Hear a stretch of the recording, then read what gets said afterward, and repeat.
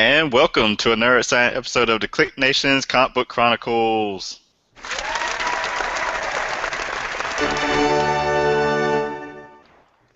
I am your host, Tim D-O-double-G.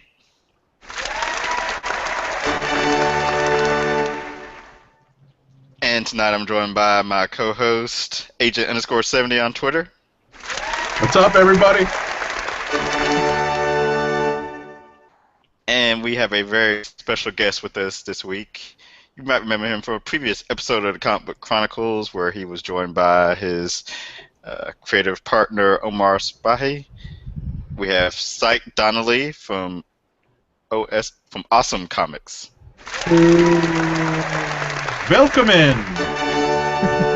Hey, thank you guys. Thanks for having me. Thanks for joining us this week. Yes, thank you. Thank you. Don't thank me, thank Jesus. That's right. And Siike is here to give us a little preview of his new comic book that he has coming out later in the summer called MONOMYTH. MONOMYTH. It's Siike, actually. Siike, hide and go Siike. Ah, that's right. how it's pronounced. Yeah. I was thinking, wait, I've heard this, and I've heard his name before, and I'm pretty sure it's not Siike. Yeah, no, I get it though. The eyes keep throwing me off. No, just think the Nintendo Wii. That's what I tell everyone. Yeah. Two eyes make an E sound. MONOMYTH. So I'm very excited. Can't wait to talk about it. Nothing like canned applause. Yeah. Like a 80s sitcom. That's right. So quick housekeeping to get out the way. Make sure to go to the website, thekliqnation.com, where you can find previous episodes of the Comic Book Chronicles, comic book reviews. Follow the Twitter account at thekliqnation. Like the Facebook fan page, facebook.com/thekliqnation. Subscribe to the YouTube channel, youtube.com/thekliqnation. Also subscribe on iTunes and Stitcher Radio. Just search for The KLIQ Nation. Follow the hashtag Comic Book Chronicles on Twitter. Tweets. If you use the hashtag, we'll make sure to read your tweets on the show. Or answer any questions. That's right. Join in the conversation. If you have any feedback you want to have read on a future show, send that on over to thekliqnation@gmail.com. And a reminder that we record live every Thursday night, 9 p.m. Eastern Time. So if you happen to be home one night and you want to watch live with us, just go on over to thekliqnation.com and the post will be at the top of the page for you. And with that, let's learn a little bit more about MONOMYTH from Siike. Give us the nice elevator pitch. All right. Well, the quick elevator pitch is that it's Gilgamesh meets Final Fantasy, and it's a really big epic storyline. It's 3 issues, but it's the equivalent of maybe 4.5 comics in 3 issues. You get 30 pages of art and story per comic at the $3.99 price point. So we want to do, we have to do as an indie company, we have to try to do different things to stand out more. When our book is next to Superman or Batman or Spider-Man, it's really hard to rival against that. It's easy to ignore a little guy. So with MONOMYTH, we really wanted to put, a different foot forward than we did with Daniel, which was our first book, and we met some really good success with that. A lot of people seem to really like it. Sold pretty well for us. So we wanted to grow off that and bring something new to the table, but also bring in a different art style. So we had Terry, who did Daniel, who did a really good job kind of creating a noir-esque black and white story. And this time we wanted to go, okay, let's go full comic book this time. Like that time we went we kept to the indie style. This time let's write an indie story, but give you like the Marvel DC look to it. And so that's where Eric Minakowski comes in, and that's why, that's where I'm very lucky to see just some of the best art I personally have ever seen in an indie comic, and I'm really honored that it's in the book that I happen to write as well. We were speaking off the air. I'm very impressed about this art. How long has this been? Yeah, no, I'm yeah, I can't say enough good things about Eric. He's everyone I show the book to, like Nerdist.com was really awesome and showing a 4-page preview a couple weeks ago, and then a lot of other sites have been picking it up this week and showing those same 4 pages, and then you're also going to get the first 6 pages are going to come through another website that I can't talk about, a very mainstream news source who is going to help us get the word out there again before FOC at the end of the week. So eventually, by the end of this month, everyone out there who wants to know about this book, you can read the first 10 pages for free, based, just going to Nerdist.com and this other site, which we'll post about as soon as that goes up. There you go. I'm sorry to cut you off, Tim. What were you saying? I was just asking how long has the idea for MONOMYTH been sort of percolating in your brain? I think, like all of my ideas, they stemmed from in a roundabout way when I woke up in the hospital 4 years ago, and I think ever since then these ideas have been there. I've just finally remembered what they were. So when I finally put MONOMYTH to paper, it was last summer in 2013, and it was originally a different artist was attached. It was a good friend of mine who created Soulstar with me, which is my first comic book that I did. We funded through Kickstarter. Paul Barnes, and originally the book kind of started with him and I, but he was kind of wanting to do something more Lord of the Rings ish, and I wanted to do something very biblical. So then eventually that's when I started looking, like we broke apart, and I told him I wanted to work on something different with him in the future, but I wanted to pursue MONOMYTH now, and that's when I found Eric, and I met him at Stan Lee's Kamikaze last year. So I'd say I started writing it around probably like April or May of last year, like literally a year ago today, and then finally, and then it had a couple different names. I named it MONOMYTH like around end of May, early June, and then I met Eric in November, and then since November we've been working on it nonstop. Wow. Yeah, comics take a long time. Yeah, I'm always amazed by the creative process. Yeah. Just a very quick question: Sure. What inspired the title, the name of the title? Well, to be honest with you, the actual definition of the title is what inspired the title. I realized as I was writing it that this was a monomyth. This is by the James Joyce definition, by the Joseph Campbell interpretation. This is the monomyth. It follows the wheel, the circle of telling a story of a character going from the world of the known into the unknown and then back, and having like the call to adventure and having the guidance and the helper, and then getting to meeting with the goddess. These are all things that are talked about often on one of my favorite podcasts called Harmontown, that's hosted by Dan Harmon, and he talks about Joseph Campbell a lot. And so I realized, maybe subconsciously from listening to his podcast, that those ideas were seeping into my head. So when I wrote out Monomyth, I realized, oh, holy cow, this follows the 11 steps of a monomyth. And so me not being a very creative person, I just said, hey, let's just call a spade here. Just name it what it is. That's cool. Plus it sounds epic. Like the monomyth just sounds. It absolutely does. I was going to say, as myself and all the other listeners and viewers of the Comic Book Chronicles go and type monomyth into Google. Yeah.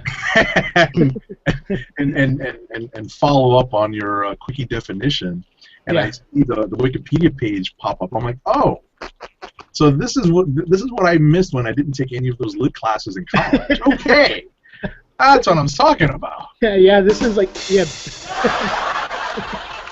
basic literature. Yeah, absolutely. And I'm a very big fan of classic stuff. I love. Gilgamesh is one of my all-time favorite stories. Stories of Hercules, stories in the Bible. I'm actually my favorite biblical character, if you want to call him that, is Judas. I'm very interested in the story of Judas and the role he had to play. And I'm also was very interested in Enoch. So Enoch is I just went ahead and made the main character of Monomyth because I thought Enoch has a very interesting story in the Bible. He's the only person, according to the Bible, that has never died. Just one day God came down and grabbed him, put his arm around his shoulder and said, let's take a walk, and they walked off together, and Enoch was never seen again. And so I thought, wow, that's really cool. So this guy is special to some degree. He has a certain role that God wanted him to fulfill elsewhere, but beyond our plane of existence. So I thought, what would be if this is an alternate reality where Lucifer doesn't fall from heaven, but Michael does? If everything is reversed, then God would never come and walk and take Enoch for that walk. So then why wouldn't he? What kind of man is Enoch in this alternate universe? And that's where you get this kid who kind of looks like Aqualad, and he's kind of a rebellious jerk, and he doesn't follow the rules, and he finds peace to be very boring, and that was kind of the inspiration for that character in a lot of ways. Interesting. Oh yes, and I've read I'm Catholic, so I've read that version of the Bible probably like 4 times throughout my entire life. Mm-hmm. So I'm not very, I won't say the word spiritual, and I won't say the word religious, but I definitely have a connection. Like I feel like I talk to God. Although I feel like if I'm in a Shyamalan movie, the twist ending is going to be that I've been talking to the devil the whole time or something. But I don't really. I'm not very preachy and that kind of thing. So I love the stories in the Bible for what they are, like a testament of how to learn from these people's mistakes, these people that have made all these mistakes in the past and have sacrificed their loved ones and their families or themselves, how to learn from that to become better people. I kind of like those messages, so I wanted to put a modern day spin on that. But then, like I said, I'm a big fan of stuff like Final Fantasy and anime, so I wanted people with big swords and stuff to fight in it too. So it's definitely a collision of sci-fi, fantasy, and religion. But hopefully it's one that doesn't offend anyone, but also tells like a cool and relatable story, I'm hoping. Oh, you know what it is? It's the twist that you have to wrap your head around. Once you get that, everything falls into place. Yeah? Well, that's good to hear. It's like, oh, this is what happens. Okay, so let's see what happens next. And I think that's what got me flipping the pages. Sweet. If I say it always lends itself to good mining of stories, the Bible and sort of the biblical stories. Sure. Because you can always sort of take it in whatever direction you want to take it in. Well, yeah, all those stories are 100% relatable, but also the, they always say write what you know. Like that's the key to writing a good book. A lot of times is to write what you know. Don't ever go outside your wheelhouse. If you're good at telling fantasy stories, be a fantasy writer. If you're good at telling mysteries, do that.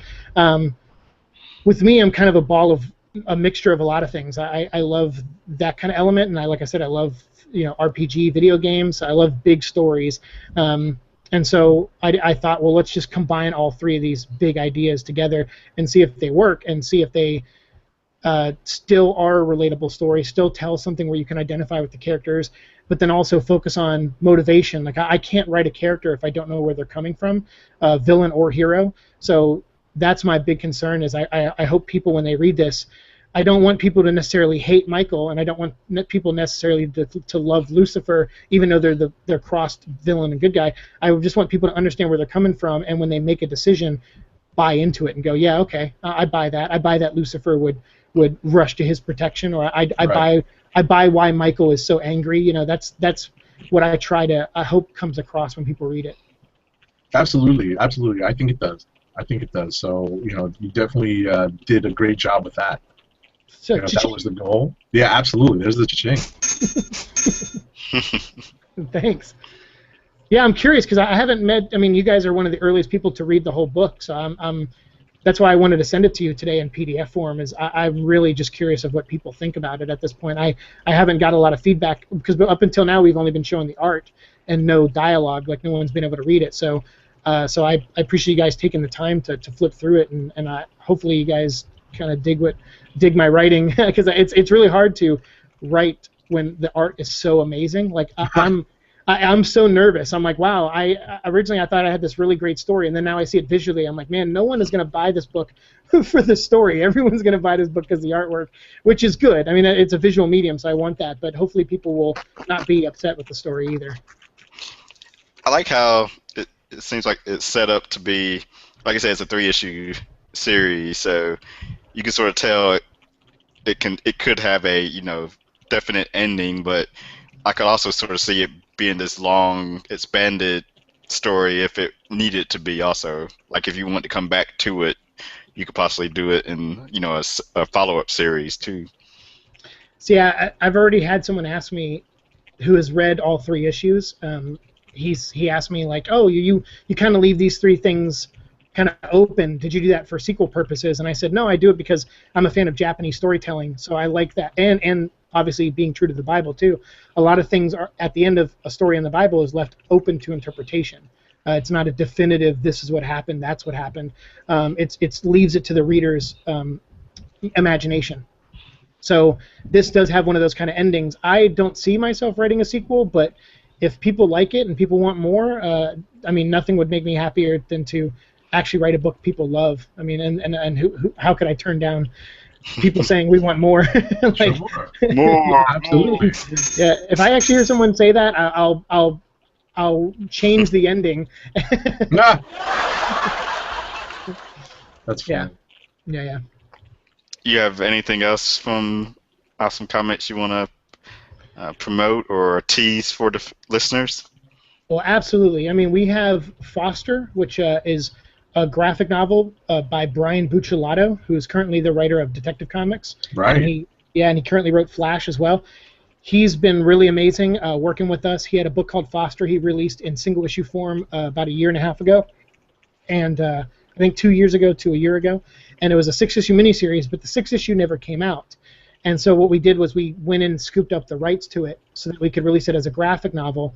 And so the first time available, the 6th and final issue, the conclusion of the story, is going to be in the graphic novel. And it'll be $12.99, and it's available. If you go to your comic stores right now, you can add Foster for $12.99 to your pull list. It comes out July 2nd. And Monomyth, which comes out July 23rd, so just like 3 weeks later, and that's $3.99, and you can add them on your pull list right now. And actually, just to give you a peek behind the curtains for those out there who don't know with comic books, the average comic fan goes and just buys comics on the shelves as they see them. But for indie guys like me, the hardest part is we have to get our sales. We have to get retailers to order the book. Right. Marvel and DC, no doubt, all of their books are going to get ordered by every store, most part. But guys like us, and even Image sometimes, we struggle to get our books out there. So if you're out there and you're even remotely interested, into knowing more about Monomyth, go to Nerdist.com, go to OSSMComics.com, and check out some of the artwork that's up there. Follow us on Twitter, at Awesome Comics, OSSM Comics, or follow me on Twitter at Exploding Bullet. I'll share some artwork with you. I'll tell you how to get it. But the big thing is, go to your comic store between now, which is May 15th, and May 28th, which is the last Wednesday of the month. Just go in and ask them that you want to add those to your pool, or just make sure they order them, and that will ensure that those books are on the shelf for you when you have the money to get them. Question. Yeah. Is this? This shows you how limited my experience is with Comixology. I actually use Comixology. My comic shop uses Comixology pull list. Oh yeah. Is this available through the pull list through Comixology? No. Most companies our size, unfortunately, don't have that option. Gotcha. It's not that easy for us, and especially now that Amazon has bought Comixology, Right. there seems to be a little bit of a bigger hiccup than there usually is. So I'm working with. Unfortunate. Yeah, it's not impossible to do. It's just it just takes some time. So if we don't get to do it with Monomyth, chances are we'll get it in time for our series that come after Monomyth. But I will say we were doing everything we can to make them available on Comixology. Although, like I said, currently we're having problems right now, but we're working on it very very much to change that. All right. Well, then I'll have to take the advice that you gave, which is to go to my comic shop and ask them to order myself and order the store a few copies, and we'll get that order in. Sweet. Yeah, and actually, if you want, let me pull it up real quick. There's a special diamond code. Yes, we can put that out. Yeah, that you can just give to your retailer, and tell them to just order that. Hold on, I had it right here. We'll make sure to put that into the show notes too. Sweet. Yes. All right, here we go. It's for Foster, the diamond code is the letter S as in Saint, T as in Total, and K as in knockout, 643830. And that's if you want to add Foster to your pull list, just go in and say Foster and give them that code, and they can look it up real quickly and add it. And then also MONOMYTH is the same code. It's STK 643831. So it's just one number higher. So real easy. There you go. Boom. Thanks. There you go. Not a problem. We get the word out. You got to get it in before the July order cutoffs. That's right. That's right. And yeah, and this is really exciting for me. I got to thank Omar a lot for giving me this opportunity, and for Eric for drawing the living crap out of it, and PJ for coloring it, and and everyone who's working on it lettering wise. We have Steve Wands and my editor Nathan McMahon. Like, everyone just really supportive and really like believes in the book, and I'm glad it's having the reaction it's getting from people so far. And it's my first comic in previews, so it's a real big deal to me. So sure. Yeah, so please, if I can persuade you to try my book, I can't offer a money back guarantee yet, but I will. I'll give you something cool if you don't like it. All righty. That's awesome. And of course, being the awesome guest that he is, Siike has said he's gonna stay on for the rest of the episode. Don't make me regret it. Of course not. Yeah, no, I love you guys. I kind of wish Dirk. I guess maybe we should say the draft talk for next week, because I think in Roddy Cat's email he said he's gonna try to be on next week. So we did for those who don't know, on Twitter last Friday and Saturday we did a first in honor of the NFL draft. Yeah, in honor of the NFL draft, even though we won't discuss it until like 2 or 3 weeks after the NFL draft. We did our first annual Comic Book Chronicles fantasy draft, where we all did a how you mix up the we drafted across the comic book companies' titles, and basically what we're going to do is we're going to compare sales. The sales rankings. After each, basically after each month, and then we'll average the numbers and basically set up standings, and we're going over the span of 6 months, and in 6 months we'll see who's ahead. We haven't established a prize or anything yet. I think for now it's just for just for the sake of competition. But yeah, no, this will be fun. We had some fun over Twitter, because I think I screwed up and chose. I drafted a title from that had just been picked, and I was like, oh no, I hope I don't forfeit my pick. that was my biggest fear. That's why it took me so long to announce my picks, because I had to make sure no one else had picked it and I didn't miss anything. I think I picked Roddy Cat's pick of Adventure Time from Adventure Time is what, Boom? Yes. Yeah, Boom. Yeah, so I picked Adventure Time by accident. I needed to retract my pick. And my war room was failing me. I picked the wrong book. What I was trying to spell out earlier is we did a lotto to decide the order. Right. So, I ended up with the number 1 pick. And we did snake draft, which basically goes 1 through 4, then 4 through 1. Right. Yeah. Right. So the first round was Marvel. Second round was DC and Image. Third round was what? Dark Horse and Dynamite. Hold on, I've got it open here. Let's see. But yeah, first round was Marvel. So first round everyone had to pick a Marvel book. Second round everyone had to pick either a DC or Image book. The third round was Dark Horse, Dynamite. Fourth round was Boom, IDW, and fifth was Wild Card. So it could be any company. Okay. Yeah. So we will see how our sales work out. Yeah. The draft was open to all books.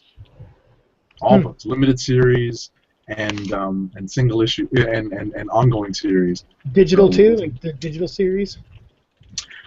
I'm not sure how that stacks up in the sales. I think we're going by the ICV2 sales numbers. Something we can actually just pull up and look at.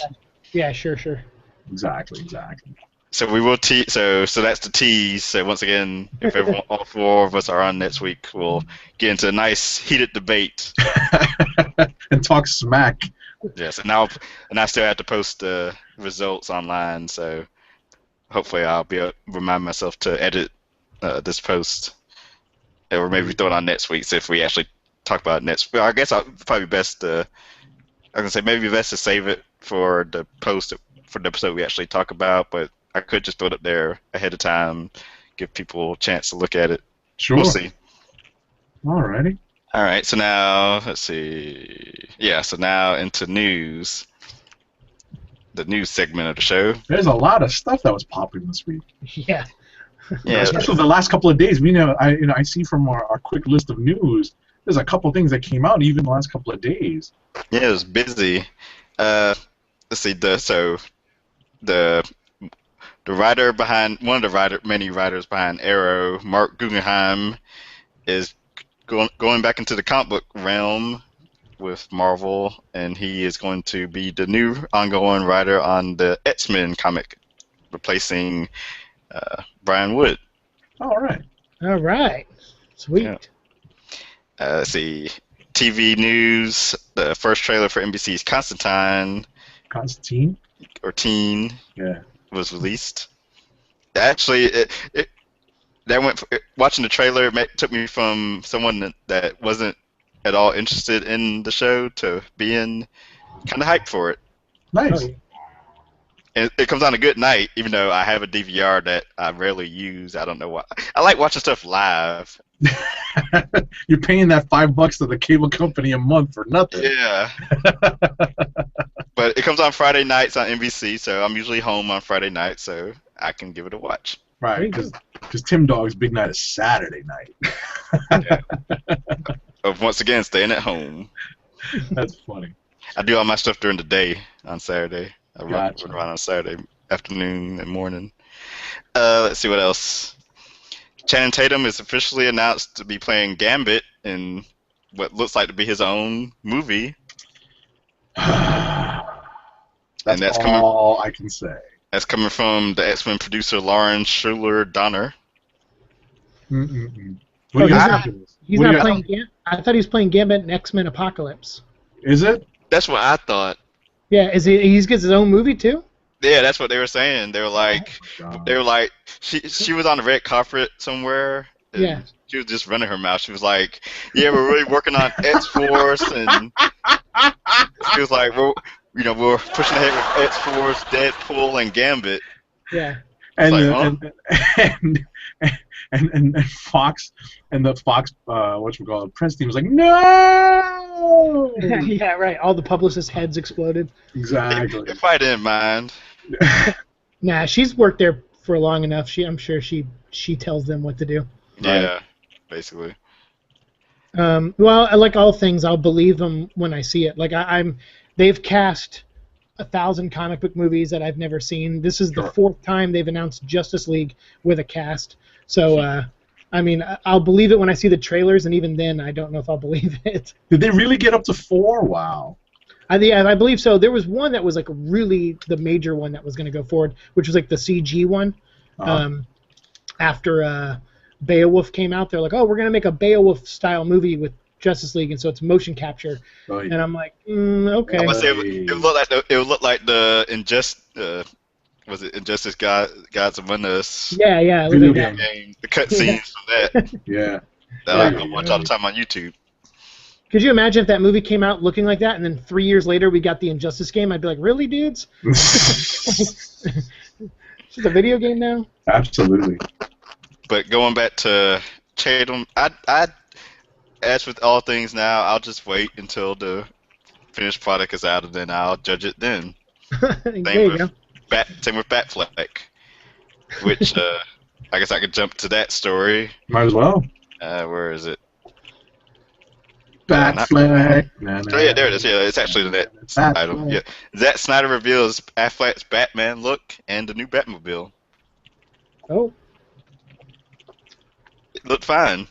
Yeah, cool. The very original photo that everyone was spazzing out about, I mean, it was so dark I couldn't really see anything besides the small ears.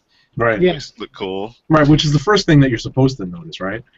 And Yeah, I believe there were a few websites that posted like a more enhanced visual of the image, and you see much more definition to the costume and much more, many more details on the at least the rear end of the Batmobile. And it was interesting to see because I missed, just like you said, it was so dark. I missed the Dark Knight-esque bat symbol on his chest. And when I saw that, I was like, oh, okay, so this is the direction that they're going. Sure. I mean, it took them enhancing the photo in Photoshop for me to see the logo. Right. Everyone was like freaking out originally just from the very dark photo. I'm like, right, you and can't the short see. ears. The short can't ears see. is what I was sold like, you it. can't see anything. Yeah. You're like, wow, Catman looks cool. Ah! Nice! Man, It's Wildcat. Ted Grant. Yeah, exactly. I was about to say, it's Ted Grant. Yeah. My goodness. Not Roddycat, Dork Geekus says X-Men is now on his pull list. So he's excited nice. about Guggenheim. Nice. Me too. Yeah. Is it going to stay an all-women team? Have they announced that? He said in an interview that it's sticking. He actually even said what his initial arc is going to be. He's taking them in space since everything's cosmic now. Ah, It deals with the Deathbird, Oh, okay. who is a member of the Jean Grey School. True, So, yeah. I'm okay with that then. Yeah, me too. I like Guggenheim. Yeah, he was writing stuff back during my hiatus from comics. Ah. So, I mean, I love Arrow, so Oh, yeah. so hey, and we'll get to discussing that at the end of news. Sure. sure, yeah, because there's some breaking stuff today. Christos Gage and Dan Slott will be bringing Superior Spider-Man back to the future. Yeah, much to PCN_Dirt's glee, eternal glee, Superior Spider-Man is making another appearance in the Marvel Universe. Yay! I'm happy too. Nice, Siike. I'm glad you like it. I guess we can't get rid of Ock forever. Yeah. So this issues 32 and 33, I believe, of Superior Spider-Man, where he's in the year 2099, which took place during I forget the exact issue. 19. 19, where he phased out of existence and came back a couple pages later. Mm-hmm. So we get to find out, and then it's going to lead into Spider-Verse. Oh, always. And hopefully some kind of ongoing series for Spock. Been dubbed. That's right. Spock. Spider Rock. I love that. Spock! Spock! See, Cool. that, There's Eric Bana when I need him. Spock! so, any thoughts on that? I love it. That's being excited. Yeah, I love it. Not the biggest fan of Spock, but I'm anything that that keeps telling pretty good Spidey stories. I'm all for. Saint Walker 191 on Twitter reminds me that IGN and others report that Tatum Gambit is going to try and replace Jackman Wolverine as the face of the X films. Ah. Cause yeah, IGN had like a little short video sort of speculating on who's gonna be the face of the X-Men franchise after Jackman's one last Wolverine movie, as he keeps saying. My goodness. One more. Give back the license. Give back the license. Oh, if I could do that. I'll say this. I would love to see Hugh Jackman himself as Wolverine in like the Avengers universe, but I don't want to. I want Spider-Man to go back to Marvel. I don't think Fox. They're not batting. They're not doing that bad. Like I liked X-Men 1 and 2. I liked First Class to an extent. And I like the Wolverine. So and I've heard this one from a couple really good reliable sources is the best X-Men movie out of all of them. Okay. And so I'm gonna keep an open mind. All right, I can respect that. And I was going to say I'm just going in, with okay expectations because of the decent footage that I've seen in the trailer. Sure. So. No, that's safe because I think you'll go in and hopefully be surprised. I want this to do well because I have an apocalypse tattoo on my arm. So No, now you gotta put it on screen. Now you gotta put it on screen unless it's not in a good place. No, it's good. It's I don't know if it says En Sabanor under my X, and then I have the Black Bolt lightning bolts underneath. Oh, wow. So I'm a big fan of Apocalypse and Black Bolt, and I even have the comic book where they meet. Where they meet and Black Bolt kills Apocalypse. Wow, that's really a creative design too. That I applaud you for that. That's creative. My tattoo artist is a genius. That is creative. Alrighty. So what do we have next? Just a correction. That was Warbird, not Deathbird. Yeah, Warbird. Okay, Right. I knew what you meant.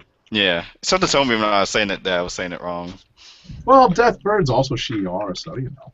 Yeah, and I'm trying to think. In the article I read, I think it said Deathbird, so they might have gotten it wrong too. She might be involved in the story if they're going into space. Yeah, I was gonna say. Yeah. Yeah. Well, so yeah, we'll wait and see. Right. You could have been accurate. Exactly. Networks announced time slots for Gotham, The Flash, Constantine, and more. Gotham, going off the top of my memory, even though I got the link here. Gotham is going to be Monday nights on Fox. Mondays 8 o'clock. Flash is Tuesday night 8 o'clock. Constantine is either 9 or 10 Friday nights on NBC. With Flash, of course, is CW 8 o'clock. And iZombie is a mid-season replacement, and was it Agent Carter are both mid-season replacements. What about Arrow? What night is Arrow sticking to Wednesdays? Yes. Cool. And S.H.I.E.L.D. is moving from 8 o'clock to 9 o'clock on Tuesdays. That's smart. Yeah. Get those ratings up. So thankfully on Tuesday I'll be able to watch The Flash and then watch Agents of S.H.I.E.L.D. There you go. And no spoilers for this week's Agents of S.H.I.E.L.D. I did not get a chance to watch it yet. Oh. It was cool. Man, I didn't even like that show when I watched it. Nice. Arrow was definitely better, but yeah, Arrow's amazing. Supernatural is my Tuesday night show. I always watch Agents of S.H.I.E.L.D. like a day or two later. The show that won't go away. Yeah. It doesn't need to. It's awesome. Yeah, I'm about to say people love that show. Although that spin-off, they did a backdoor pilot this season, episode 20, and it was so bad. Oh no. See, the thing about Supernatural is even though they have a couple bad episodes each season, it's kind of like bad in that Buffy kind of way, So you still like the characters and you still like the overall story. And I will say, for the most part, like Arrow, Supernatural doesn't feel exactly like a CW show to me, if you know what I mean. Besides having good-looking actors, it doesn't. The acting has gotten better. They've been doing it for 9 years. But so when they did the spin-off, it felt like a bad episode of like Vampire Diaries, where you're just like, oh, this is like, these are CW actors. And I hate to. I would love a spin-off of Supernatural, but I'm glad that we're not going to get one based off of what they just tried to squeeze in this season. Sadly. All right. I have a Supernatural tattoo also. No kidding. Yeah, right there. It's the symbol the brothers have. It protects you. It protects demons from possessing you. Okay. Yeah. We should all have that. Amen. And last bit of news. So with DC has these weekly comics out, Batman Eternal and the New 52, The Future's End, and I think later in the year the Earth 2 weekly book is supposed to come out, and already a writer is rumored to be leaving the project, which would match the other 2 weekly books having a writer from the creative team leave before the book even starts. So the rumor from Bleed and Cool is Paul Levitz is walking away from the Earth 2 Weekly. Oh, wow. He is currently the writer of World's Finest. That's a bummer. Who are the? Because I'm very behind on a lot of my comic news. Who do you know? Do you happen to know who left the other 2 weekly series? John Layman left Batman Eternal. Oh, but I think that one is because of his schedule. Yeah. Yeah, okay. Yeah, Kyle Higgins taking his place. Okay. And Oh, good Kyle. That's the what's their weekly? Oh, Future's End, right? Future's End. Oh, yeah. Let me open the articles because I think they mentioned who that was that left that one. Greg Rucka, I think it is. Yeah, Greg. Holy cow. Greg Rucka left Future's End before it was announced. John Layman left Batman Eternal before the first issue was published. It seems that you can't have a DC Comics weekly book without a writer striking off before it's published. Well, like I said, to be fair, John Layman's that's just because his other stuff is making him a lot of money. Yeah, and he wanted to finish Chew. Yeah, and he wanted to finish Chew, right? So I applaud him for knowing his priorities with his like indie fan base. That's pretty cool. That's a bummer about Paul Levitz, man. I like him, and I think he's kind of it seems to me has gotten a lot of a shaft since he's been doing New 52 stuff because his Legion stuff wasn't as strong as I know he's able to write, and then World's Finest I've kind of actually been digging, so that's a bummer that he's not going to be doing that in the weekly series. It's a shame. Indeed. Wow. Okay.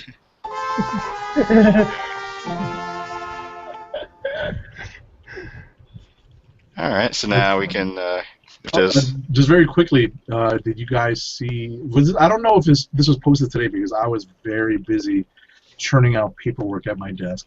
The Flash debuted trailers this week, or was it today?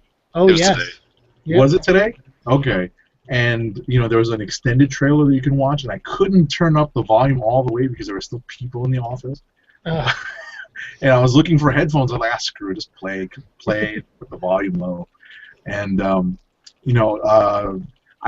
like the look. The FX did not look as cheesy as I thought they might. Sure.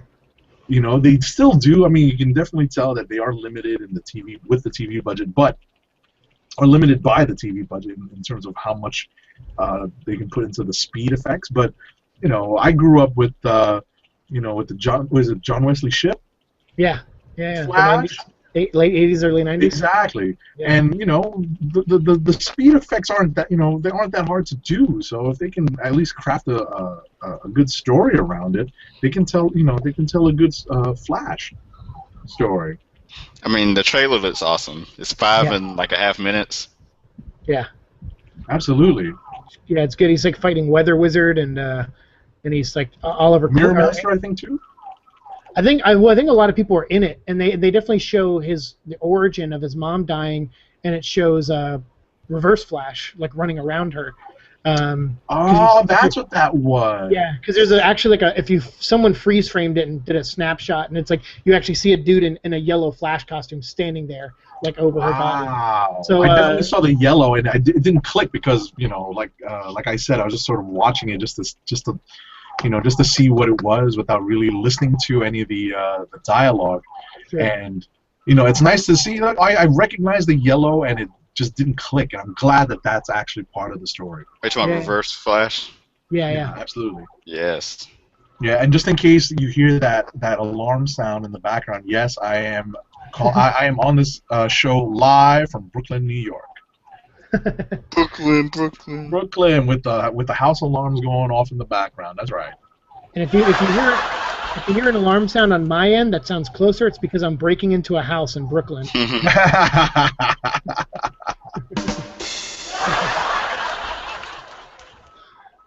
All right. We can get to the reviews of the books this week. We're not going to throw out ASM 2? Oh. Who? Amazing Spidey 2? Because we always talk about the movie reviews before we do. I forgot it. That's why I have other hosts here with me. Exactly. And Dirt isn't here, and he usually puts off watching any of these movies until they're out on video. So I like to get it. I like to get the stuff off my chest, like pretty much right after I watch it. So. Right. Have at it. Yeah, go for it. What did you think? Alrighty, so I watched this last night, and let me tell you, I came out. I sat in my seat for a good 5 minutes like during the credits, there is something to watch during the credits, but it's not much of anything really. Not really Spidey related. No spoilers. But I sat there and told my buddy who came to watch it with me. I said, "What did I just watch?" That was pretty much my question. What on earth did I just watch? Because I'm a big fan. Honestly, I'm a big fan of Andrew Garfield as Spider-Man and Peter Parker. I'm also a big fan of Emma Stone as Gwen Stacy. She's awesome. You know, they make her up to be insane, and she's already very attractive, but they make her up to be insanely hot as Gwen Stacy. And you know, I'm kind of enthralled when I'm watching her on the screen. I watch them on the screen, and I get the chemistry. You know, I mean, you're just sort of, you're taken in by their interactions, but the story around them was just all over the place, and I just I couldn't, figure out what was going on. It was just layer after layer of just stuff going on. Spoiler alert. There is that end that you thought might happen, but you thought it might not happen, and there's still another movie in this, section of the trilogy, and you weren't sure it's gonna happen. It just might happen. Just letting you guys know right now. What else is there? I thought the effects were. You know what? I thought the effects were distracting, to be perfectly honest. Did you see it in 3D? I did see it in 3D. I did not see it in IMAX. But I thought there was a level of distraction that I found, during some of the fight sequences, and the some of the web slinging something seemed off. I wasn't sure what it was. I wasn't sure if it was the quality of the projection in the theater I was watching it in. Sometimes the sound was a little muffled too. I think that's maybe a theater issue. I may have to go see it in like the New York City IMAX. But I just in terms of just getting back to the story, I'm still having so many mixed feelings about what they're doing with the story of Peter Parker and what they're trying to develop here in the movie, because they started out with, I mean, come on, I'm spoiling everything already, but they started out with Richard Parker and sort of his origin and how he plays an important role in what ends up happening to Peter Parker. So, I'm kind of interested to see where that goes, but at the same time, I didn't grow up with Ultimate Spidey. I grew up with 616 Spidey, and it all strikes me as so odd. I'm like, wait, what? When they developed Richard and Mary Parker in late '90s, I thought it was cool. Some people thought it was corny. I was kind of glad they made them Agents of S.H.I.E.L.D. Yeah. But was that a Ultimate thing? No, that was a 616. Yeah, that was a 616. It was right before the Clone Saga. 2 life model decoy versions of the Parker showed up, and they claimed to be the real Richard and Mary. That's right. I remember that happening. That's like around the time I jumped out of the comic. Right. Yeah, and it was all a big plan by the Chameleon, but they were revealed in that time to be S.H.I.E.L.D. agents. So when they did stuff like the -1 issues, they did a -1 issue where they were S.H.I.E.L.D. agents and they worked with Logan on a mission. Exactly. That was an incredible issue, by the way. I got John Romita Sr. to autograph that for me because he did that. He worked on that. Yeah, that's awesome. That's awesome. I love that issue. It's really good. See, we got, we're right here. We're right here. That's right. Me and Dirt were like this last time too, so it's yeah. That's awesome. So I remember that. Like that too. Absolutely. So like I go back to that, and I have that kind of that kind of idyllic imagery of Richard and Mary Parker, and to see them like this in the movie, I was kind of like, I don't know if this is what the ultimate Richard and Mary Parker were supposed to be, but Yeah, the Ultimate ones they worked for Oscorp, but Richard Parker's partner, science partner, was Eddie Brock Sr. That's it. Yeah, and so it's kind of Ultimate, but also kind of 616 like mixed together. Gotcha. So I have very mixed feelings about the whole movie. Jamie Foxx, I kind of lost interest in his character very quickly. I didn't, I didn't appreciate that they had just kind of made Electro into this kind of, weak-willed guy, looking for attention and approval. Yeah, because they even compared him to the Riddler. The Riddler from Batman Forever. Exactly. And then when they started doing the electronic modulation for his voice, I was just like, all right, I'm out. I'm tuning him out. I'm not even listening to what he's saying. Fixing his teeth was the thing that clinched it for me. It was like, as soon as his gap in his teeth fixed, I go, why? Like, why would you waste 5 seconds of screen time to show his teeth fix? No idea. Yeah. So that, I mean, without coming up with like an overall grade for the movie, I can definitely tell you I have mixed feelings about the whole thing. I was just taken, I was very taken by Emma Stone and Andrew Garfield on the screen, but otherwise not terribly happy with the whole movie. I thought it was just okay. Basically, like, had more action than the first movie, which for some reason usually I try to see these movies like twice. I've only seen Amazing Spider-Man once. Really? And Amazing Spider-Man 2 so far at least once, and don't own either on Blu-ray. Shocking. Yeah, I'm the same way. I've seen Amazing Spider-Man one time, and then this one I saw once, and I don't plan to ever watch either one of them again, and I certainly won't pay to own them either. As big of a Spidey fan as I am, I will say I admit to being a spoiled brat these days. There was a time when I was a kid that I would have killed for any of these characters to get live-action movies, and there was a time where we thought in the 90s we were going to get them because the first Batman was so good, and and so we were like, oh right, this is it, this is the beginning, this is what we've been waiting for. And then the same franchise, Batman, ruined it with Batman, and Robin. So so that killed it for us for a couple years, and then Blade kind of restarted it, and then X-Men followed, and it just got. And I think ever since then there's been a precedent set of like how to make at least a compelling comic book movie, whether you think it's amazing or not, at least one that holds your attention till the end, and gets you rooting for at least one character. There was a precedent that was set around the time of X-Men 2 and Spider-Man 2, and then Nolan jumping on Batman. There was a bar that was raised. Right. And so when I saw this, I was like, well, this feels like someone whose bar was like the first Fantastic Four movie. Oh. Like, this is, to me, when I saw, and I don't want to hate, like, but at the same time, like, I admit that I'm spoiled. There was a time I would have taken any Spider-Man movie, and I would have loved it. But now that I like Spider-Man 2 with Doc Ock, Alfred Molina's Doc Ock, so much that it's going to be really hard for any Spider-Man to come near that. And this one to me was this one was worse. I came home and watched Spider-Man 3. What?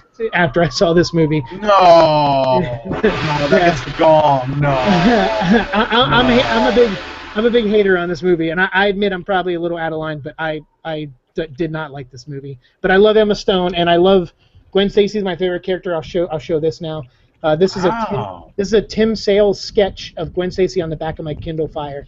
Wow. Yeah.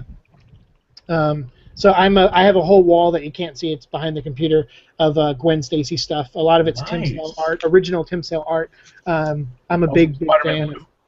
Yeah, I love Spider-Man Blue. That is a great story. It's a good book. So I'm gonna go back and read it now. Yeah, do it. But you're right. I agree with all the stuff you did like in this movie. I'm with you 100%. There were things in this movie that I was like, hey, I thought Emma Stone was great. I thought some of the acting was really good. I thought some of the visuals even were pretty good. But then there was just a lot. There was just too many things that kept taking me out of the movie, and it gives me. I'm more of a hater side than you are, but I am a little mixed as well on a lot of things. Gotcha. I still can't believe that you think Spidey 3 was. See, the difference for me is I sat in my seat after Spidey 3 saying, "Oh my God, what the hell was that?" As opposed to, "Oh yeah, there you go, thank you, fire engine." New York, after all. Yeah. And what's it? In Amazing, I sat there thinking, what just happened? So like the hatred wasn't there. Just the confusion, I think, was more apparent watching Amazing Spidey 2. Whereas in Spider-Man 3, I was like, oh my God, like money back, please, It's funny because like I don't know, like Spider-Man 3 when I first saw it, I didn't hate it. What I hated about it was I liked I hated the amnesia story that they did with Harry. I thought that was a waste of time for the script to have that involved. That could have been screen time used to better serve, like to explain more about Sandman or Venom or something. But my biggest complaint about Spider-Man 3 was Venom. It was the symbiote came out of nowhere, and the Eddie Brock thing just didn't feel like a natural build-up. And so, although I thought Topher did okay as the character, as that version of Venom, I just was like, okay, you know what? If you take Venom out of the third movie and you take out the black symbiote, which would then take out the corny scene where he's like dancing in the nightclub, if you take out one character, you almost fix Spider-Man 3. Whereas in Amazing Spider-Man 2, you have to take out too much to fix it, and that's why that's my only barometer of saying that. I'm not saying I love Spider-Man 3, but it's the only reason I went back and watched that again, because I was like, did I hate this as much as I thought? And when I finished Spider-Man 3, I was like, you know what? I hated Venom in it, but I thought the guy who played Sandman did a good job. I thought Peter and Harry's relationship was handled much better in that movie than in this movie. So that's the only reason I'm being a little bit of a hater. I got you. I mean, speaking, just very quickly, let's Tim speak on this. But Tim, did you just mention something about what you own on Blu-ray? Which of these Spidey movies it is that you own? I have the original 3. Okay, see, I refuse to buy Spidey 3. I have 1 and 2, and I bought Amazing Spidey on Blu-ray because I liked Andrew Garfield and Emma Stone. Okay, yeah. You know, I liked them in the movie, so that's why I bought it on Blu-ray. And this one, I'm going to be very hesitant to buy. It's like I'm still on the fence. It's like me and Iron Man 3. You know? I haven't bought Iron Man 3 yet on anything, and I'm like, I like the movies mostly, but I don't know if I want to plunk the money down to get a hard copy, you know? Fair enough. Well, we'll just wait till it's like in a $5 bin. Exactly. Everybody wins. Exactly. So what did you think, Tim? Like I said, the movie was fine. I was shocked and surprised they went through with the Gwen Stacy death. Folks in this theater were shook when that snap happened.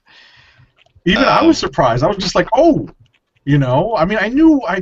As it was developing, I was like, oh, they're really gonna do it? Really? What?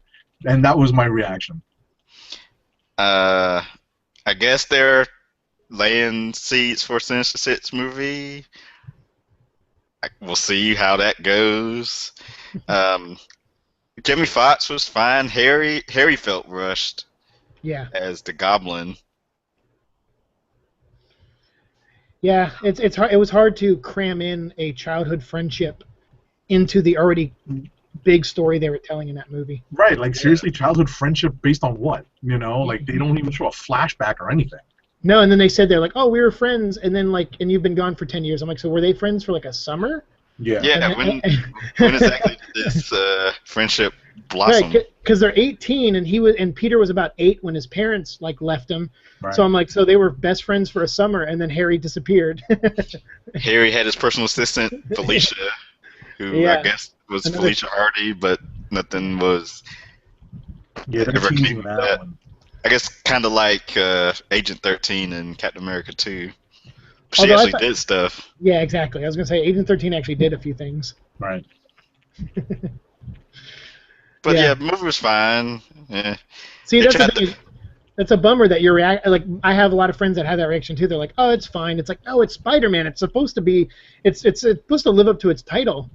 You know, so it's a bummer that we all have like these middle of the road expression, you know, like feelings for it. Especially when Spider-Man's one of my favorite heroes. Same. I mean, seriously. Amen. Yeah, look at that shirt. Nice. You know? Spider-Sense England. Absolutely. So yeah, like, you know, if there was you know, just that mixed review feeling, like if there's ever the definition of having mixed, you know, having mixed feelings about something, it was my feelings on Amazing Spidey 2. Well, you're the first person I've talked to that liked the first Amazing Spider-Man. Really? Who is mixed on this one. No kidding. Yeah, because most of my friends were like, "Oh, I love the first one, and I like this one too." And I'm like, "Okay," and I you know, again, it's like I never will fault anyone for their opinion. So it's like, "Oh, cool. So you like that one?" So you're the first one who's like that I've met anyway. That and I take it with a grain of salt. I don't hang out with a lot of people, but at the same time, At the same time, you're the first one I've talked to that has said on a podcast that has said like, oh, I love the first one, mixed on the second one, and so that bump, I feel bad for you because you're clearly a huge Spider-Man fan. I would want you to enjoy a Spider-Man movie, you know? Right, and that's sort of I think that's sort of the overarching problem that I had is that I didn't enjoy myself watching the movie, and I didn't come out of it with a positive feeling, and that's a bad thing. Yeah. You know? Just recently, I finished watching Captain America, Winter Soldier, and I literally stopped. When the movie ended, I was upbeat about where the movies were going. Yeah, I went to the gym and worked out. I don't even work out. I was just like, I need to do something. I want to throw a shield. You're like looking for elevators to jump into with other people. Yeah, exactly. Yeah, I started beating people up in elevators in LA. That's right. Yeah. Like, does anyone want to get off? Yeah, exactly. See now, this is what's going to happen when I go to work tomorrow. I'm going to turn around. Yeah, that's right. Oh yeah, That's Cap, awesome. man, Cap's awesome. Cap 2 was awesome. Yeah, absolutely. Oh man. So yeah, that I guess we all have like very mixed reviews about Amazing Spider-Man 2. Yes. Alrighty. Now the books of the week. Yes, let's get to the books of the week. Do it. All right. I'm going to take a look at your list, and then I'm going to throw out what... I reviewed 2 books for the website, thekliqnation.com. They were All New X-Men number 27 and Avengers 29, and I gave both 5 out of 5. Whoa. These were very good books. I'm glad that you reviewed these. I did read these today, and they definitely... Avengers 29 was definitely a setup for what's coming next. We have a saying here on the Comic Book Chronicles called Hickman Mumbo Jumbo, where there's sort of a lot of exposition and a lot of setup for things that just take a long time to percolate and develop. This felt a little bit like that, but not as intense as it has been in past issues. And I felt like they're definitely chugging forward with this. There's a lot happening in Avengers 29. Hickman's pretty amazing with that. He's the only writer I've ever seen that uses exposition to complicate the story even more. I'm like, the very definition of exposition is like, oh, it's a corner cutting tool so you can explain the plot faster. Exactly. So you can get to the action faster. And he's the only one who's like, exposition. I'm like, it doesn't feel like exposition. I have a million questions. Yeah. The Hickman Mumbo Jumbo is finally leading somewhere. The last two issues of Avengers have been like tension filled. Exactly. Sure. Stuff is going down. Exactly. Even though it's kind of the same old stuff we've seen before. I'll check it out based on your recommendation because I read Original Sin 0 and 1, and I liked 0. Mark Waid wrote the heck out of that issue. 1 I'm not sold on. I still think this is a silly idea, but I do want to. I'm interested in the Marvel Universe, so I will stick with it. I mean, I stuck through Forever Evil, so I'm sure I'll stick through this just fine. That'll finally end this month. Yeah. Finally. Yeah. I just had an act of defiance. I'm not buying or reading the last issue. That's fun. Yeah. That's a good one. And just adding on to All New X-Men number 27. The Future Brotherhood is back, and there's some developments as to who actually, as to the origins and the some of the motivations of these of this Future Brotherhood. So there's definitely some good developments happening, kind of expanding on who these characters are and how they relate to the current. It's hard to say current X-Men and present X-Men because all these all the past the original X-Men are still running around, so it's kind of hard to keep differentiating them like that. The Mystique family tree grows. Oh yeah. I thought that was a coloring mistake at first. Nope. No, they don't make those anymore.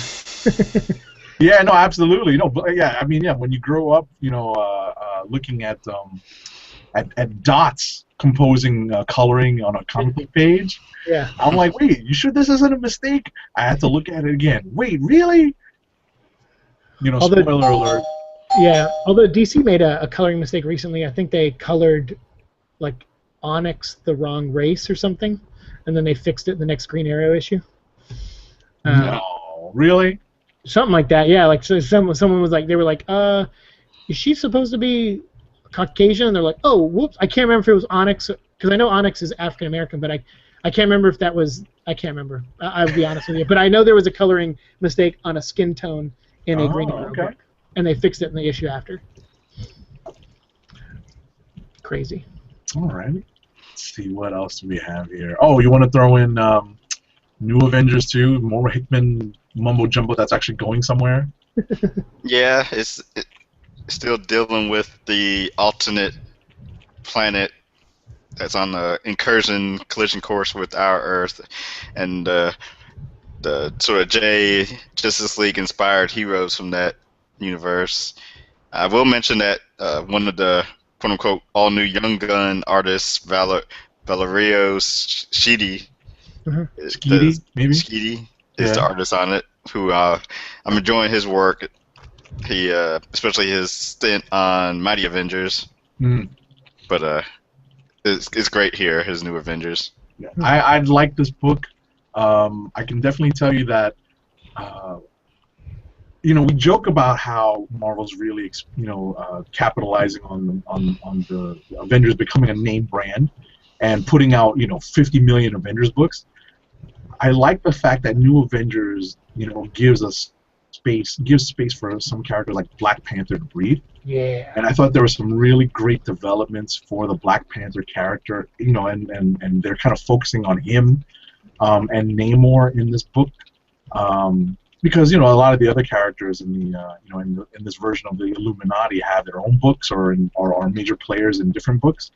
And I'm glad that New Avengers is focusing on some of these characters, specifically Black Panther, and giving him room to develop, without him having his own solo title. It's nice to see that they're giving him, a spotlight in this book.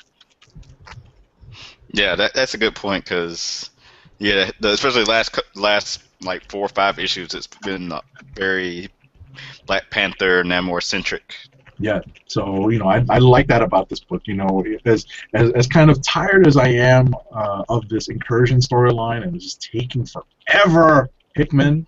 But at the same time, it is giving these characters who don't necessarily support their own books right now a room to really develop and continuing their stories and development. So I like New Avengers for that. All right, let's see. Let me throw out something non-Marvel related. What did I read? I actually only read New Avengers because of Black Panther. Oh, nice. Because everyone in that book acts like an a-hole, and they don't act like heroes at all. And even T'Challa to a certain extent. But to me, T'Challa, the difference between him and everyone else, and I guess I would lump Namor in too, is that they're kings first. They're kings before they're superheroes. Right. And I have Black Panther's first appearance. I have a lot of the Fantastic Four run that had like the first appearance of Galactus. It had Inhumans. Nice. all these characters. Black Panther, and I'm a big Thing fan, so I love that whole run. But it introduced me to so many great characters like Black Bolt and Black Panther, and Sure. they became 2 of my favorites. So I read that book just for that, and I think Hickman actually does a pretty decent job writing T'Challa. And I will say, anyone at Marvel, if you are looking to do an ongoing Black Panther book, I am dying to write one. There you go. I'm going to throw that out there. Shameless plug. There you go. There you go. Sounds good. If all you listeners out there, especially you guys at Marvel. Yeah, I love the Priest run that was done in the 90s, the Marvel Knight stuff. I love the Reggie Hudlin stuff. I have every issue of. I love when he was like running around New York as Daredevil for a while. Right. Like I pretty much just love anything Black Panther related. Even if it's done poorly, I still read it. Right. So you'll appreciate this issue of New Avengers if you haven't picked it up yet, because it definitely plays on what you like about his dynamic in this particular book. Specifically the bit about being a king first and a hero second. Mm-hmm. Yeah, I got to check it out. I'm probably 2 or 3 issues behind on that book, so I'll have to catch up. Definitely, I recommend it because I think you want to catch up because I think stuff is starting to pop. Yeah, I'm curious to see what his original sin in. There's a couple characters that I'm like, all right, this original sin idea is going to work for some of these characters. I don't think it works for every character, but I think it works for some, and I think Black Panther, I'm curious to see what they reveal with him. Cool. Sweet. What else did you guys read? Yeah, you're my window into new comics because I'm a few weeks behind. I didn't finish it, but I started reading Starlight #3 from Mark Millar and Goran Parlov, I believe his name is. I'm just going off my memory here. And I think it's issue 3. And he gave a shout out to KLIQ Nation again on the back or last page. You really got to learn the name. We gave the 5-star review. I'll give you the name here in a second here. Yeah, Goran Parlov. That's his name. Yeah, Parlov. Goran Parlov. Yeah, cool. That's cool. He gave you a little shout out, huh? Yeah, he puts us on the back, like I guess whatever websites gave 5-star reviews, he'll put them on one of the last pages. So it says like the KLIQ Nation.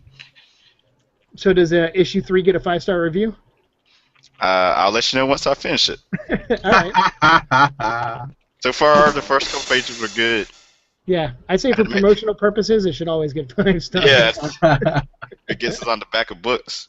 That's actually a really good idea. He put us on the back of issue 2. I thought that would be like that was it, but somehow we made it again. That's cool, man. Keep reading. Yeah. That's awesome. Any other non-Marvel stuff? Because everything else I read was Marvel. Yeah, I'm looking at my list now. Give me 1 second because I was reading stuff very quickly today. Like I said, I think I mentioned before we went on the air. I tried to read through Superman Doomed, and I kind of hit a spot just as I was getting home, where I just, I hit a spot in the book. I was just like, what?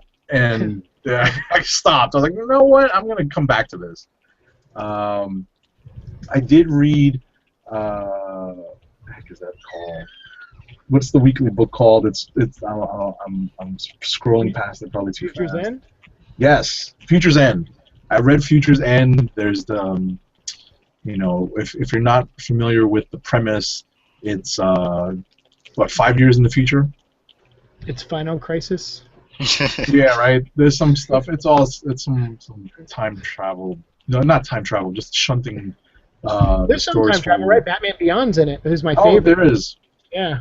There is, and he doesn't play much role in it, but I guess they lead with him so that people see that they're trying to develop his storyline and see how they integrate him into the current or at least 5 years from now DC timeline. And there's some if you're not familiar with some of the changes to Brother Eye and how that's developed. They expand on that a little bit, and I don't remember is it Mr. Terrific? Yeah. I remember him being such a jerk. Michael Holt?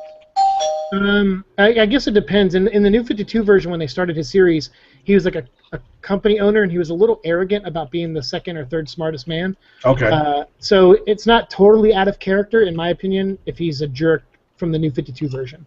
Got it. I'm mostly familiar with him from like the Justice League Unlimited cartoon. But, he's awesome, man, with those little orbs around him. Yeah, exactly. Yeah. So that's how I'm familiar with him, and a little bit of reading from pre-52 stuff. But he's dope. It's kind of I was kind of taken aback by how well they were writing him as a jerk. And I was just like, wait, your name is Mr. Terrific. You're not supposed to be so much of a jerk, man. Mr. Fantastic mutated his entire family, and he took the name Mr. Fantastic. So that's right. That's not a very fantastic thing to do.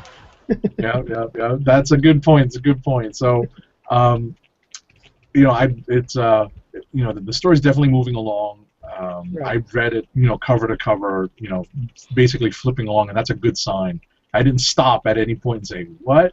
So that's a very good sign. I'm not a DC guy at all. I definitely have, some, I have some soft spots for DC characters and stories. Sure. But for me to say that I read it, cover to cover and, and was, actively flipping through is a good sign. So, that's definitely up there this week as, as a possible click of the week. Kind of juggling a couple of books. The Hickman Mumbo Jumbo books come to mind. But it was a good read this week. I'll leave it at that. I don't want to spoil too much.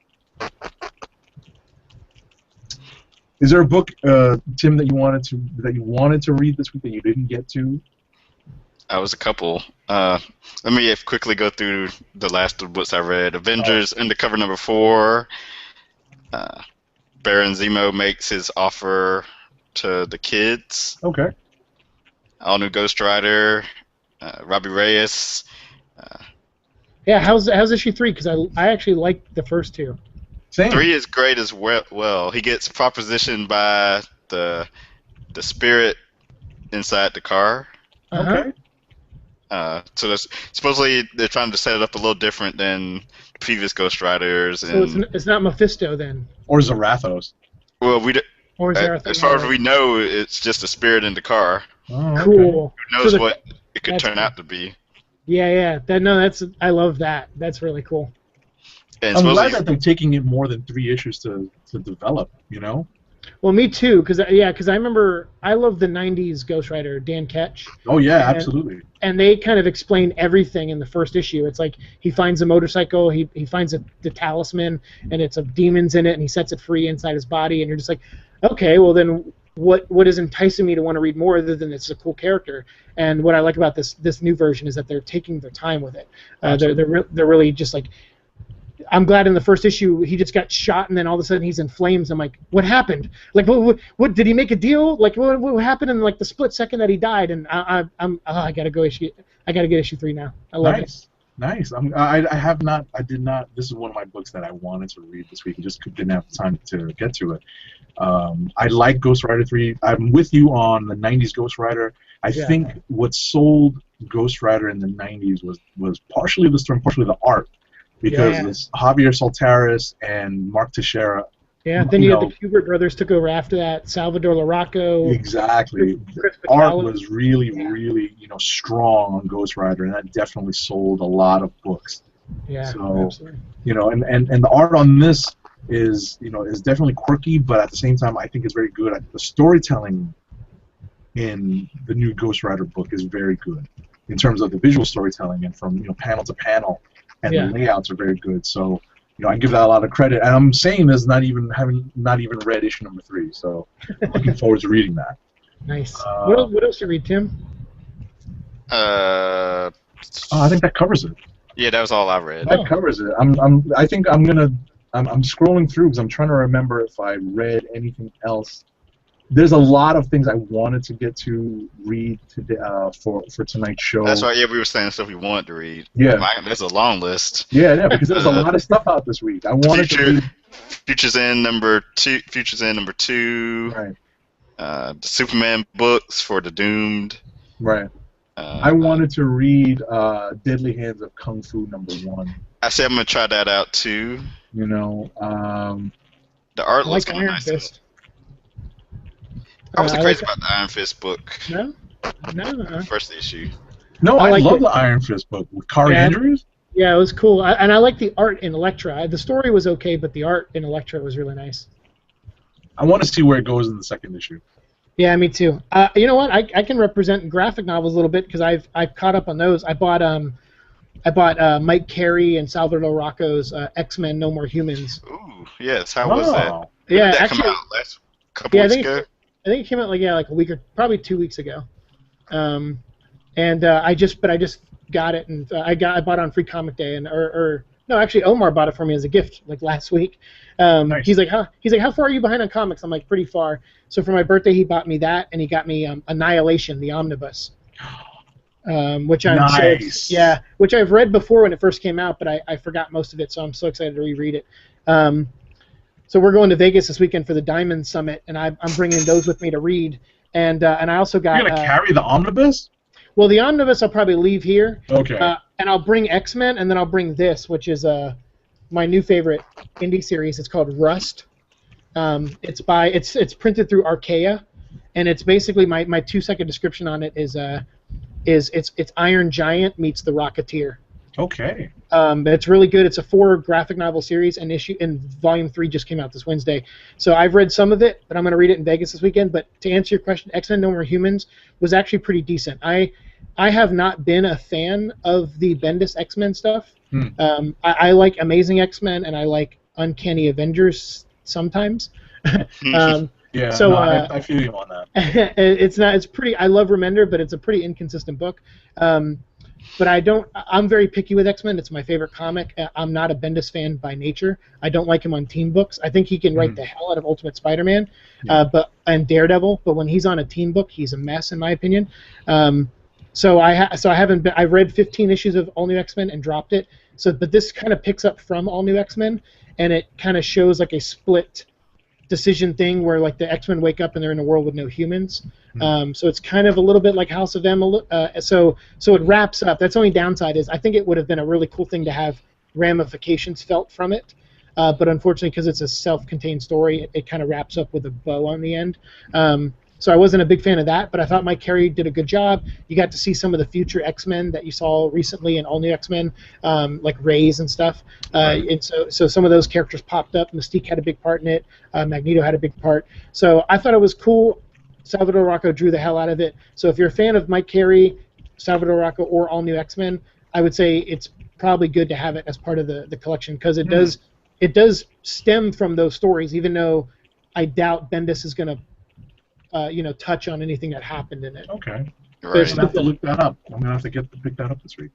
Yeah. It's good stuff. Right, cool. Alrighty, so I think we're at Click of the Week.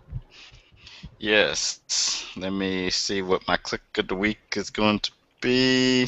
I'm actually leaning towards one of the Hickman Mumbo Jumbo books because I like you. I enjoyed reading them this week. They actually move the stories, and just like you said earlier, things are afoot in those books. Things are developing. All that stuff is coming to a boiling point now, and it's kind of fun that we're getting there now.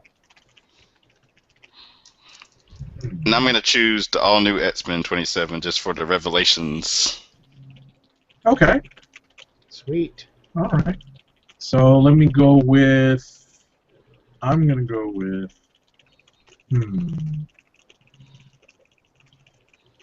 I'm going to go with it's a tie for me, man. Isn't that terrible? It's a tie. It's Avengers 29 and New Avengers 18 because of all the stuff that Hickman's developing in those two books. My co-clicks of the week. Nice. Good picks. Now, having two is a good thing. So what, out of your graphic novels, what would be your click of the week? Well, I didn't finish it yet, but I would say, so I can't pick Rust even though I really want to. Mm-hmm. So what I'll do instead is I'll pick the thing I did read that sets up the new Rust graphic novel, which is the Free Comic Book Day Archaea hardcover. Oh! I did not get that. I wanted the mouse guard. Oh. Yeah, it had the one last year had a Rust story in it. This year had a Rust story in it. Right. So I picked this up and read the little Rust story in it, and it was really, really good, and it kind of sets up this third volume really well. So I'll make that my click of the week because I actually got to read that and finish it. Nice. How's the mouse guard story? I didn't read it. You should read it. Mouse guard is awesome. I'm not gonna down Mouse Guard. Because I read the last year Free Comic Day one and the one before that, but it wasn't hardcover the year before that. Right. So those converted me to Mouse Guard, be a fan. But I buy them in the collected editions. Absolutely. Yeah, and so I just haven't. When I opened this the other night, I went right to the Rust story. Gotcha. And it's not because I don't like Mouse Guard. It's just because that's how much I really am enjoying Rust right now. Excellent. I'll take that recommendation. I think I'm going to look into that. That's cool. If you're out there, like Royden Lepp is the guy who writes and draws Rust. Okay. Follow him on Twitter. He's a really nice guy. I write him all the time. He's always like, dude, thanks for liking my book. It means a lot. He's really down to earth and cool. I would say if you ever get to go to a con where Archaea has a booth, right. They always do a buy one get one free sale at their booth at cons. So last year what I did was I bought Rust 1 and I got Volume 2 for free. So you take advantage of that. Not that it's not worth buying each one, Sure. But obviously we're all on a budget. Like we're not millionaires. So Right. so Absolutely. so yeah, that's so if you ever see them at a con, pick it up at a con for sure. Sure.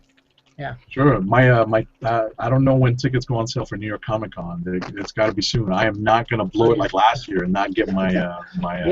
If you go, let me pass. know. I want to hang out with you. Oh, awesome! Absolutely. Yeah, Absolutely. I think Omar and I will be there for sure. Absolutely. I'm supposed to be there, I believe. Yes. Yeah. I've been to every New York Comic Con except for last year. Last year's the one I missed because the tickets sold out on me, and I couldn't believe that they actually sold out. Yeah. The place is a nightmare. So but 2 years ago, on another podcast that Tim hosts, the Cold Slither podcast. Shout out to Classic Material, by the way. Another 24. Another 24 is out this week. Catch it on Cold Slither podcast on Stitcher, and I think he's still doing iTunes. So, yeah, it should still be on there.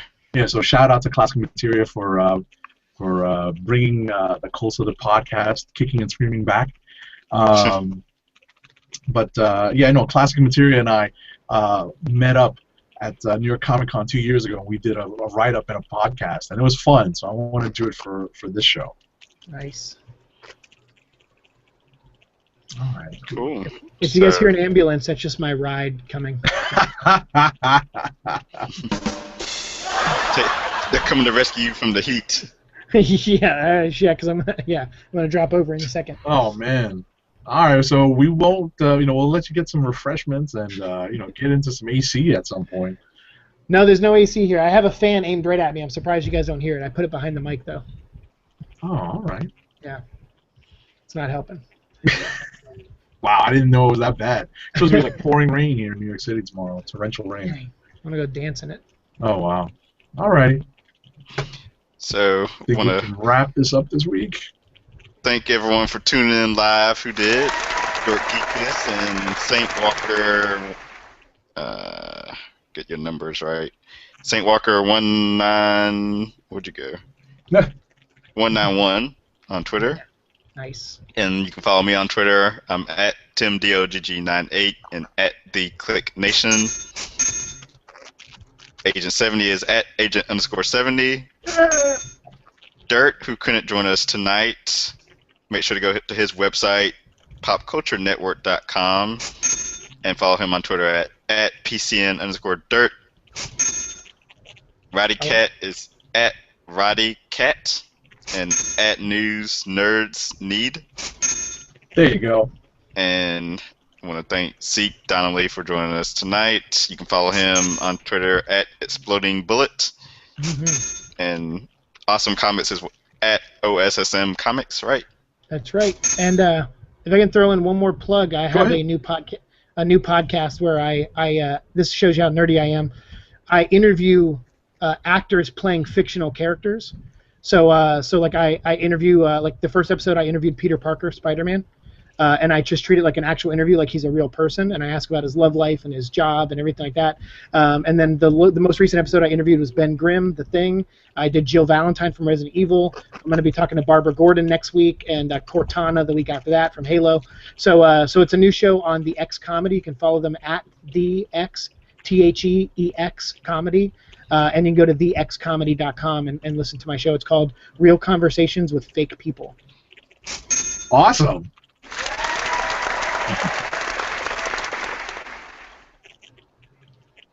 Real conversations. I can just imagine, the conversations about the anti-street gang. I love Ben Grimm, by the way. One of my. You got to listen to the new episode because the guy who plays him is first of all, he looks just like Ben Grimm, and not secondly, like Michael Chiklis.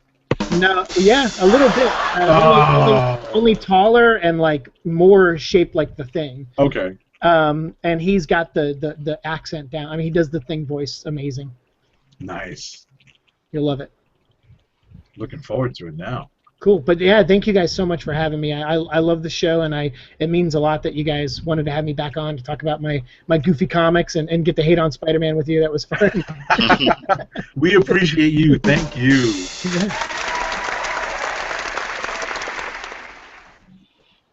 So with that, we bid you adieu. We are the Comic Book Chronicles, and we are signing off. Yay! Yay!